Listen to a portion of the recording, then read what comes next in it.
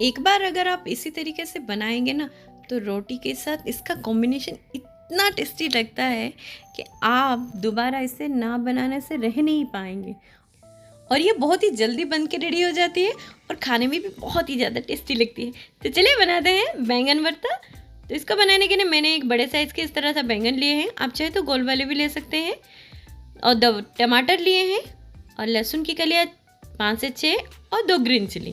पहले हम बैंगन में मस्टर्ड ऑयल थोड़ा लगा लेंगे इस तरह से। इस तरह से क्या होता है कि पील करने में इजी होता है, और टमाटर में भी हम लगा लेंगे।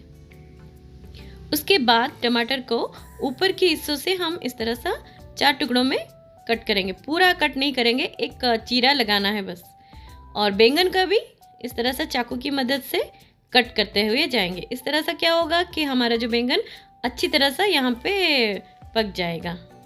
और उसके अंदर ही हम लहसुन की कलियाँ भी डाल देंगे, ताकि जब ये बैंगन सेंक जाएगा तब उसके अंदर लहसुन की कलियाँ और ग्रीन चिली भी साथ में पक जाएंगे। तो ये मतलब जो ट्रिक है आप ज़रूर अप्लाई कीजिएगा। इस तरह से आपका टाइम तो बचेगा और बहुत ही टेस्टी भी लगता है। तो हमने सारे जो लहसुन की कलियाँ और ग्रीन चिली को इसके अंदर डाल दिए। आप जितना चाहे चीरा इसके अंदर लगा सकते हैं। इससे क्या हो गया, बहुत ही जल्दी आपका बैंगन यहाँ पे बेक होके रेडी हो जाता है। तो मैंने इस तरह से एक छन्नी जैसा लिया है, इसको हम गैस के ऊपर इस तरह से लगा लेंगे और उसके ऊपर बैंगन को रख देंगे। आपके पास अगर इस तरह से नहीं है छन्नी जैसा, तो आप ना जो रोटी सेंकने वाले जो रहता है ना, उससे भी आप इसको सेंक सकते हैं। तो उसका जो ये डंठी ये वाला नहीं निकालिएगा, इसको पकड़ के आप पलट सकते हैं। और गैस के जो फ्लेम है आप उसको मीडियम टू हाई पे ही रखिएगा, स्लो बिल्कुल मत कीजिएगा। और बैंगन यहाँ पे जो बेक होने में हमें ज़्यादा टाइम नहीं लगता है, आराम से 4 से 5 मिनट के अंदर ही ये बेक हो जाता है।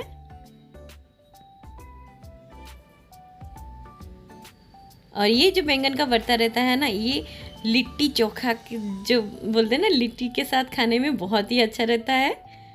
और ये उड़ीसा में हम इसको बैगन चटनी भी बोलते हैं।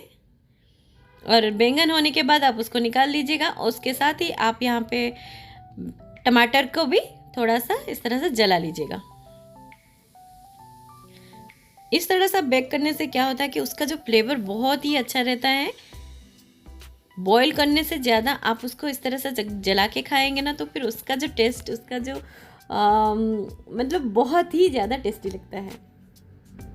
आप एक बार इसका डिफरेंस ज़रूर देखिएगा। इस तरह से आग में उसको पका के खाइएगा और बॉईल करके, उसका दोनों का डिफरेंस बहुत ही अलग रहता है। तो यहाँ पे हमारा टमाटर भी हो चुका है, तो गैस की फ्लेम को ऑफ कर लेंगे और इसको थोड़ी देर के लिए हम ठंडे होने के लिए छोड़ेंगे। और उसके अंदर जो हमने ग्रीन चिली और लहसुन की कलियाँ डाले थे, उसको पहले निकाल लेंगे।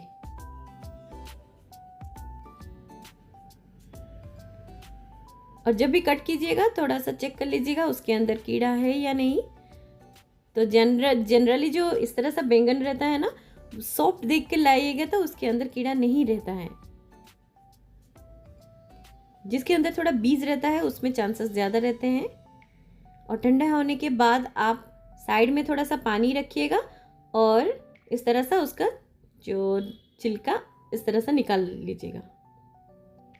बहुत ही जल्दी निकल जाता है, ज़्यादा टाइम भी नहीं लगता, इसलिए आप ऑयल हमेशा अप्लाई कीजिएगा। ऑयल लगाने से बहुत ही जल्दी उसका छिलका निकल जाता है। और लहसुन में भी जो थोड़ा काला पड़ गए थे उसको थोड़ा सा निकाल लेंगे। ये एक बर्न फ्लेवर आता है ना, तो फिर बहुत ही ज़्यादा टेस्टी लगता है। तंदूरी फ्लेवर जैसा लगेगा आपको। और टमाटर के भी छिलका इजीली निकल जाता है। अब हम सारी चीज़ों को यहाँ पे मैश कर लेंगे। इसका जो डंठल उसको निकाल लेंगे और बैंगन का थोड़ा सा चेक कर लेंगे अंदर कोई है, कुछ है या नहीं। और उसके बाद इसको चाकू की मदद से हम इस तरह से कट कर लेंगे। आप चाहे तो पोटैटो मैशर से उसको मैश भी कर सकते हैं। और यहाँ पे ग्रीन चिली बहुत ही सॉफ्ट हो गया है, तो इजीली वो भी मैश हो जाता है यहाँ पे। अब सारी चीज़ों को हम हाथों की मदद से इस तरह से मसल लेंगे। और ये वाला पार्ट जो रहता है ना, बहुत ही ज़्यादा अच्छा रहता है। आप इसी तरह से जो बिहार का लिट्टी चोखा होता है ना, वो भी इस तरह से बना के आप खा सकते हैं। तो मैंने यहाँ पे एक बड़े से प्याज को इस तरह से चॉप कर लिया है। अब कढ़ाई को गरम कर लेंगे और उसमें हम 2 टीस्पून मस्टर्ड ऑयल डालेंगे। अब उसको मस्टर्ड ऑयल से ही बनाइएगा, उसका टेस्ट बहुत ही अच्छा आता है। और जैसे ही ऑयल गरम होने लगा, हम उसमें चॉप किए हुए प्याज को डाल देंगे और उसको थोड़ा सा भून लेंगे। और गैस की जो फ्लेम है ना, आप उसको हाई पे ही रखिएगा, बहुत ही जल्दी बन जाता है। 5 मिनट के अंदर आपका बैंगन भरता रेडी है। आप इसको बैंगन चोखा भी बोल सकते हैं या तो फिर आप इसको बैंगन भरता भी बोल सकते हैं। और इसके साथ जो पराठा या पूरी और रोटी का कॉम्बिनेशन इतना टेस्टी रहता है।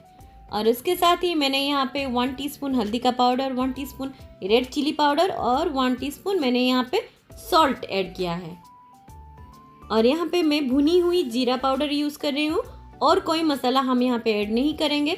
इसको हम सिंपल तरीके से ही बनाएंगे, जिस तरह से हर घर में बनता है उसी तरह से ही हम इसको बनाएंगे। झटपट से ये बनने वाली बैंगन का जो चोखा है ना, बहुत ही ज़्यादा टेस्टी लगता है। आप उसको चावल, गर्मा गर्म रोटी के साथ खाइएगा। ये बहुत ही ज़्यादा हेल्दी रहता है क्योंकि इसमें कम मतलब आप जितना चाहे कम ऑयल में इसको बना सकते हैं। तो रेडी होने के बाद हमने थोड़ा सा फ्रेश धनिया पत्ता ऐड किया है और थोड़ा सा इसको मिला लेंगे। अब हमारा यहाँ पे बनके रेडी हो गया है बैंगन का भरता, टेस्टी, यम्मी और बहुत ही हेल्दी तरीके से। आप इसको रोटी, सब पूरी, पराठा, चावल दाल के साथ भी खाइएगा ना तो भी बहुत ही अच्छा लगता है। झटपट से बन जाती है। आप चाहे कोई भी बाहर रह रहे हैं या फिर आपके पास ज़्यादा टाइम नहीं है, आप इसको बना के डिनर में भी खा सकते हैं या तो फिर आप इसको टिफ़िन में भी बना के ले सकते हैं।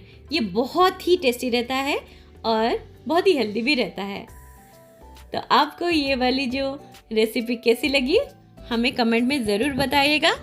और ये बिहार, झारखंड और ओडिशा और बंगाल में बहुत ज़्यादा खाए जाते हैं